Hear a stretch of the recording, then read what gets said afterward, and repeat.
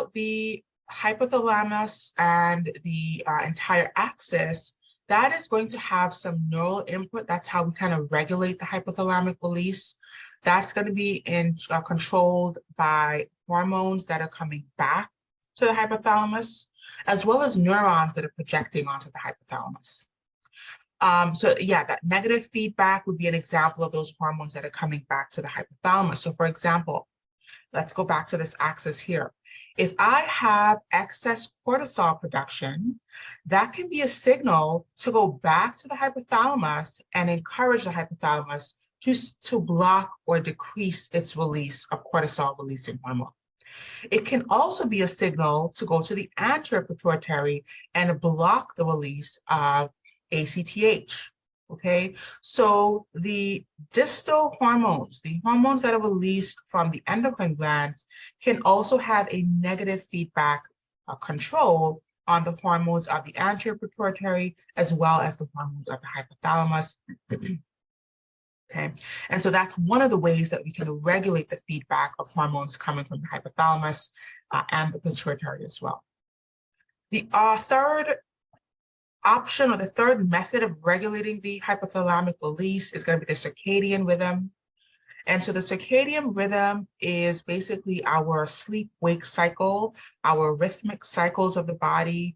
The suprachiasmatic nucleus is one of the examples of the input onto the hypothalamus that is controlled by the circadian rhythm.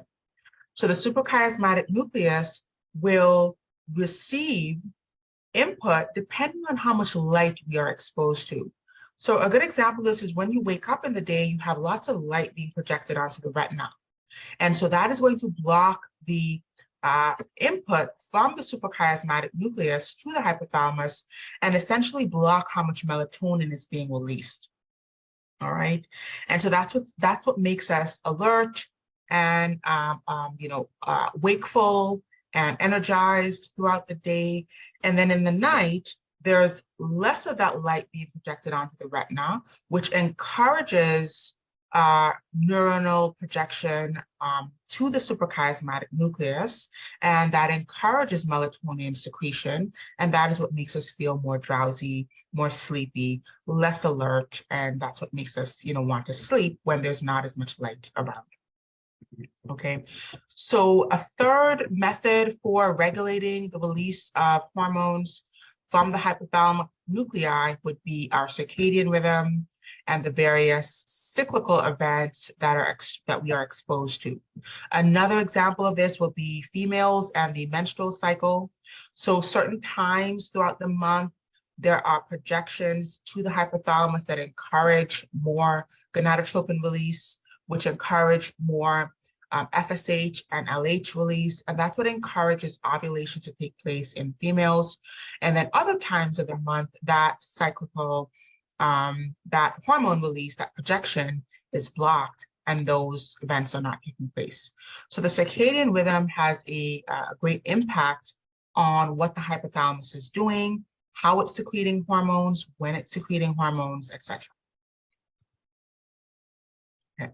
Let's look at an example of the negative feedback loop. So we have two examples of negative feedback loops, and we're going to look at that here. So the hypothalamus secretes hormone 1, the anterior pituitary secretes hormone 2, and then the endocrine gland, respectively, will secrete hormone 3, and that's going to have some sort of target cell response.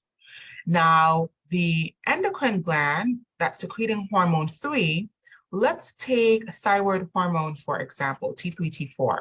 That can go back and have a long loop negative feedback onto the hypothalamus.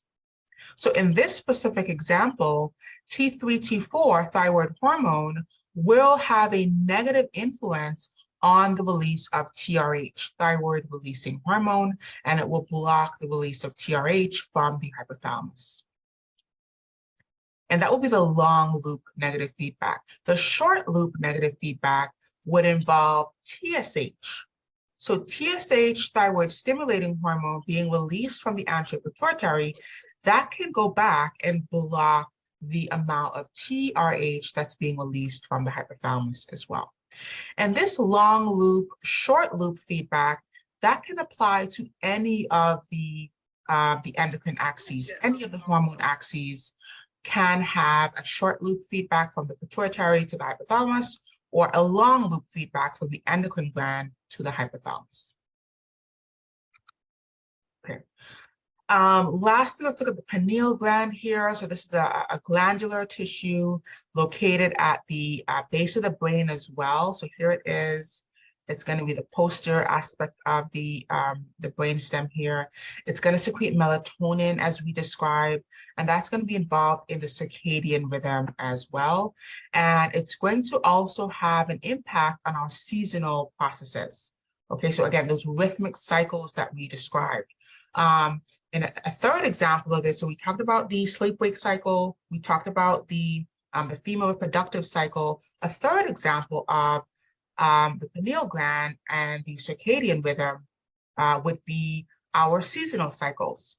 So during the winter season, it's very typical that because there's less sunlight around, some individuals undergo this seasonal affective disorder, where their mood kind of change, their eating patterns kind of changes, their weight may sometimes fluctuate. And this is because different hormones are being secreted, and the hypothalamus is being instructed differently because of seasonal change, right? Because of the difference in the environment and the way that actually impacts the hypothalamus and the pineal. All right, so we are very much in tune with our environment and our circadian rhythm, our seasonal changes. Those can greatly impact the hypothalamus and the physiology, right? What's happening in our body as a result of the hormones that are being released. Okay. Okay, so let's move on to look at part 2 of the endocrine system. And this is basically how we look at the individual hierarchies, the individual axes, hormone axes, as well as looking at the general hormones that can regulate our sleep-wake cycle, as well as our fed and fasted state, okay? So we're going to talk here, lecture objective 4, to describe the synthesis and secretion of thyroid hormones, and then distinguish between the direct and permissive actions of thyroid hormones as well. So if we think about thyroid hormones specifically, we talk about the axes of thyroid hormones. So it involves TRH from hypothalamus, TSH from anterior pituitary, and then 2 thyroid hormones, T3, which is triiodothyronine, and then T4, which is tetraiodothyronine. T4, also sometimes known as thyroxine. These both constitute our thyroid hormones, okay? Their main role is going to be regulating our metabolism. And so we'll talk about this quite a bit, but thyroid hormone governs a lot of different metabolic processes and the metabolic rate that's happening in our body. How quickly are we metabolizing energy, and how our different processes are involved in that. The other function of the thyroid gland is to release calcitonin. So the parafollicular cells, there are some adjacent cells in between the thyroid follicles that release calcitonin, and calcitonin is going to be involved in regulating our calcium levels in the blood. Specifically, it's going to decrease our calcium levels in the blood. And we will talk about another hormone that will be antagonistic to calcitonin that is going to increase our calcium levels in the blood. All right. So our 2 main hormones in the thyroid gland is thyroid hormone T3, T4, which regulate our metabolism, and calcitonin, which is going to decrease our blood calcium levels. All right. Now, if you look at the thyroid gland here, it's sort of wedged in between the upper cartilage rings of the trachea. It's going to have 2 lobes, and each lobe is going to have 2 different poles. So there's superior poles and inferior poles on each lobe respectively, and they will be joined across the center of the trachea by the isthmus of the gland. So there's a connecting strip that kind of joins both poles together. Embedded in the back of the thyroid glands, we also have the parathyroid glands as well. So they're not visible from the front, but they're embedded in the back of the gland. There's going to be 4 parathyroid glands, 2 in each lobe, right? So 1 in each pole of each lobe, and then they will have a different hormone secretion that we'll talk about as well. Okay. Now, if we think about the thyroid gland, we can look at the follicles. The follicles are the functional units of the thyroid gland. They're going to be responsible for actually secreting the thyroid hormone. And thyroid hormone will be stored in the inactive form, which is called thyroglobulin, in the center of these thyroid follicles. On the other side of the follicles are going to be the follicular cells that actually line the follicles. So basically, thyroglobulin, which is the precursor for thyroid hormone, is found in a substance that we call colloid. And colloid is this light or pale staining substance in the center of the thyroid follicle. Meanwhile, the follicular cells that actually convert the colloid into thyroid hormone are going to be found lining the periphery of these thyroid follicles. Okay, so what essentially happens is the colloid is taken up by the follicular cells, okay, with the help of iodide, which is the ionized form of iodine that we take into our diet.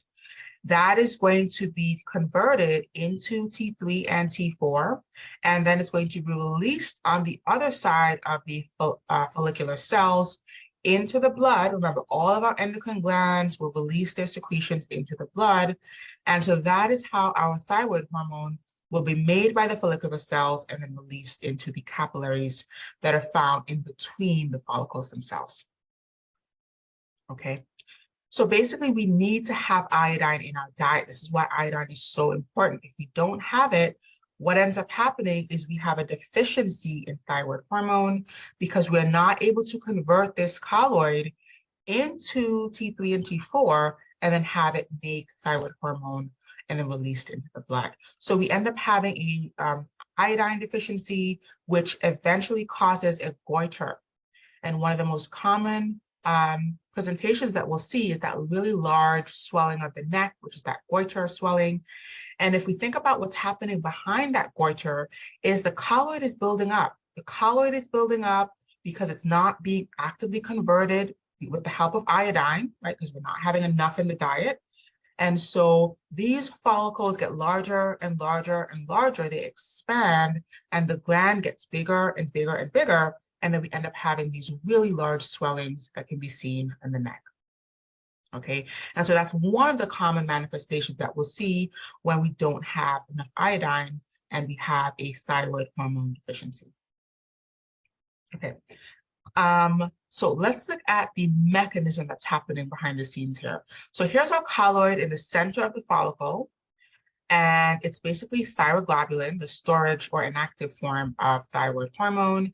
And in order for that thyroglobulin to be converted to T3 or T4, we need to have iodine. We need to have iodine come in, and basically it's going to form these residues that attach several iodine monomers that make thyroid hormone T3 or T4, right? So if it's tetraiodothyronine, it's going to have 4 residues. If it's triiodothyronine, it's going to have 3 residues. And that will be taken up in these vesicles, sent to process in the follicular cell itself, right? You can see that thyroglobulin being converted here.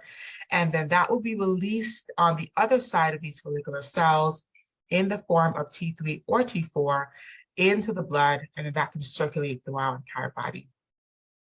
Now, what has to happen before this process is that TSH, which is coming from the anterior pituitary, must bind onto specific TSH receptors that will help to signal this process to begin.